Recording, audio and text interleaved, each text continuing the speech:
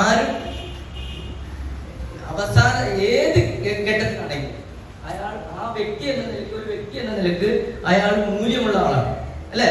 ഒരു വ്യക്തി എന്ന നിലക്ക് അയാൾ മൂല്യമുള്ള ആളാണ്. അത് ഏത് അവസ്ഥയിലായിരിക്കട്ടെ. നമ്മൾ ആരോഗ്യത്തോടു കൂടി ഇവിടെ വന്ന് സംസാരിക്കുകയും അല്ലെങ്കിൽ പൊതുസമൂഹത്തിൽ ഇടപെടുമ്പോൾ മാത്രം മൂല്യമാവുകയും നമ്മൾ ഒന്നിനും പറ്റാതെ വീട്ടിലായി പോകുമ്പോൾ നമ്മുടെ മൂല്യം ഇടിഞ്ഞു പോവുകയും ചെയ്യുന്നു എന്നുണ്ടോ?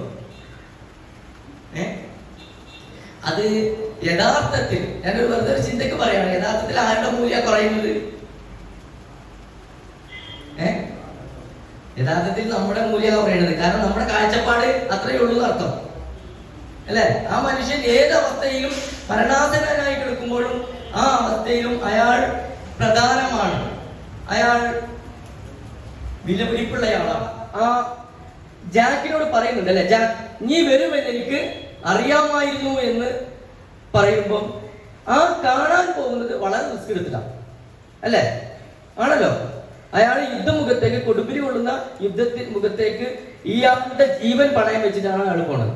അത്ര വലിയൊരു ത്യാഗമൊന്നും ഈ പാലിയേറ്റീവ് പ്രവർത്തനത്തിൽ നമുക്ക് ചെയ്യാനില്ല എങ്കിലും ഇത് ഒരു അലസം മട്ടി നടക്കേണ്ട കാര്യമില്ല.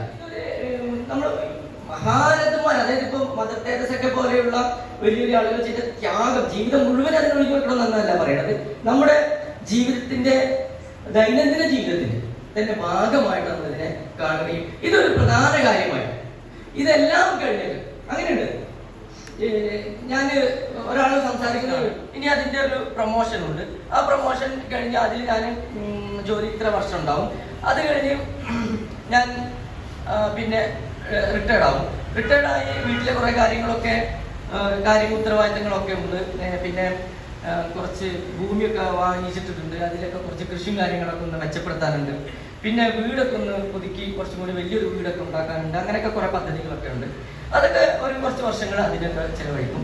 അതൊക്കെ കഴിഞ്ഞ് ഞാനിങ്ങനെ ഫ്രീ ആയിട്ട് ഇങ്ങനെ റിലാക്സ് ചെയ്ത് ഇങ്ങനെ ജീവിതം ഇങ്ങനെ എൻജോയ് ചെയ്ത് ഇതേവരെ ഉണ്ടായ നേട്ടങ്ങളൊക്കെ ഇങ്ങനെ അതിൻ്റെയൊക്കെ സുഖങ്ങളൊക്കെ ഇങ്ങനെ ആസ്വദിച്ച് ഇങ്ങനെ കഴിയുന്നു. അപ്പോൾ വൈകുന്നേരങ്ങളിൽ, പകൽ മുഴുവൻ അയാൾ ഇങ്ങനെ ഫ്രീ ആണ്, വൈകുന്നേരങ്ങളിൽ അല്പമൊക്കെ പുറത്തിറങ്ങി എന്തെങ്കിലുമൊക്കെ ചെയ്യണമെന്ന് ഉദ്ദേശിക്കുന്നുണ്ട്. അപ്പോൾ നോക്കാം.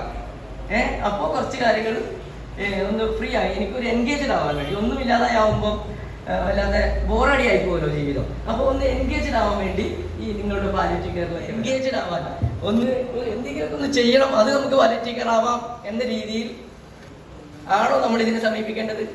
അല്ല. ഇത് അതാണ് ഞാൻ പറഞ്ഞത്, ഇതൊരു അല്പം റിസ്ക് എടുത്തിട്ടാണെങ്കിൽ പോലും നമ്മുടെ ജീവിതത്തിന്റെ പ്രധാന ഭാഗമായിട്ട് കാണുന്നു.